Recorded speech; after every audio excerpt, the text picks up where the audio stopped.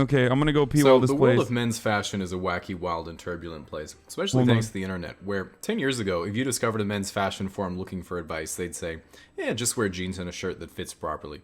And you'd be leagues ahead of your average dad just by doing that. Nowadays, while they already existed to some degree, those fashions and forums have diverged and then grown into huge subcultures that include things like your mainstream business attire, high fashion, casual wear, streetwear, and all sorts of subgroups under that, including things like your sneakerheads, tech wear, skate wear, pale wave, avant-garde, and then everything Kanye has been in the same room as. On the surface, they all seem like completely different and confusing genres, but it's kind of like how there are a million types of movies, but they're all built on the same principles. So if you break it down into what the actual purpose or inspiration of the different trends are, it starts to make some actual sense. So to start with the obvious, you take business and formal attire, and it literally has barely changed for 125 years besides the fat conductor hats. A basic suit looks fantastic all the time, and the only way it doesn't is if it doesn't fit or you're wearing it at the wrong place. And that's the whole point. It's a super simple yet refined outfit that says, I'm a respectable, put-together person representing a respectable, put-together company, so sign this contract and let's monopolize American steel. So as that devolves a little bit, you have something like business casual, which is of course much more prevalent nowadays as business has become a lot less face-to-face and a lot more online. Some people wear business casual or chic casual outfits all the time, but it works better if you're a bit older, because if you're a high school student or university freshman, it can come off as a bit incongruent because there's really no reason you'd ever need to wear a button shirt other than when your date drove you to prom or that one job interview you've had. So it might be good to wait until you've at least paid taxes before you look like you filed someone else's. So, in my opinion, this is the point where things get interesting because you get to your casual, everyday clothes where you can really express your personality by copying what popular rappers are wearing. It's by far the most rapidly evolving area of men's fashion, and I think the most noticeable shift recently has been the huge prevalence of streetwear and designer brands gaining popularity with teenagers and young guys. I mean, not that long ago, the only people who'd spend money on Gucci were rich middle-aged guys buying their wife something for an anniversary, but nowadays the barrier for entry is getting like 3 A's that semester. The part that I found the most interesting about some of the streetwear culture is that a lot of unfashionable items are worn ironically, where you're sort of saying, I know so much about fashion that I'm wearing something I know is unfashionable, because in order to identify something so unfashionable, you would have to know a lot about fashion.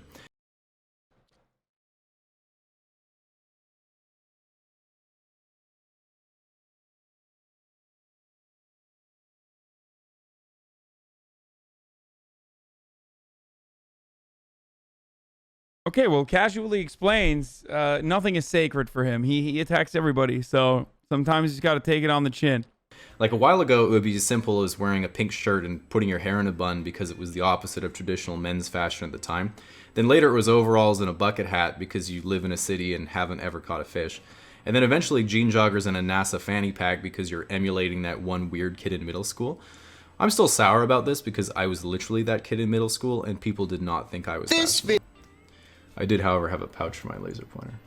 Now, this sort of ironic incorporation of uncool items certainly doesn't end there, because some brands seem to have been built almost entirely on this sense of consumer irony. And I think the most brilliant example of that is Supreme. And they were originally a much smaller kind of skate shop clothing brand, but effectively they said, alright, we're a pretty niche shop with a pretty dedicated clientele. Do you think people would buy just a regular white shirt with a box logo on it for $30?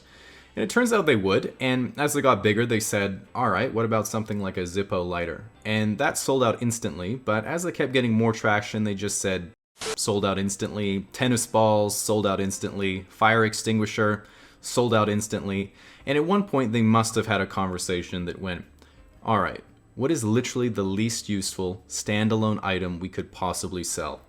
And someone said, how about a brick? Yeah, brick. And look, Supreme was pretty big at the time, and everything was selling out, but would people actually pay $30 for a brick? And of course the answer was no. They didn't. Almost no one would pay $30 for a brick.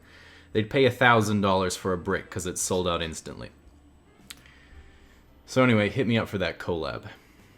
Like actually though.